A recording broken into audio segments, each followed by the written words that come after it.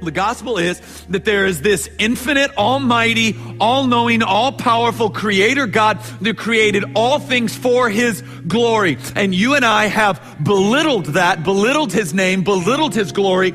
Every one of us have at one time or another, or actually currently, believe that our way is better than God's. We fail to acknowledge, give him glory for the gifts he's given us. We question his rule and his authority, while at the same time doing that with the brain he gave us and holds together, and the lungs and the air that he gave us to breathe with. This is the great blasphemy of the universe. So we've all belittled God, and God, being just, right, and holy, is not going to allow the belittlement of his name. God then, not being able to spare wrath, sends Christ in the flesh and crushes him. And in so doing, pours out his wrath against the children of God onto the Son, killing him.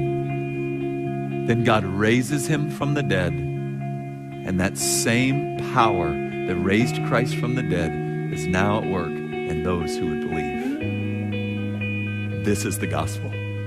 That you and I have right standing before God, not by our efforts, not by our works, not by our skill, not by whether or not we cuss or don't cuss, drink or don't drink, watch this, don't watch this, do this, don't do that. Justified before God by the cross of Christ alone.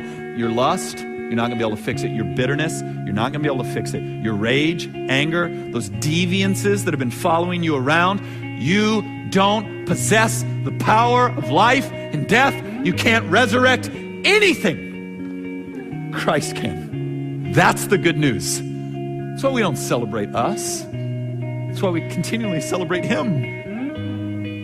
We boast in the cross and the cross alone. The same power that is at work in raising Christ from the dead is at work in me and work in all who believe.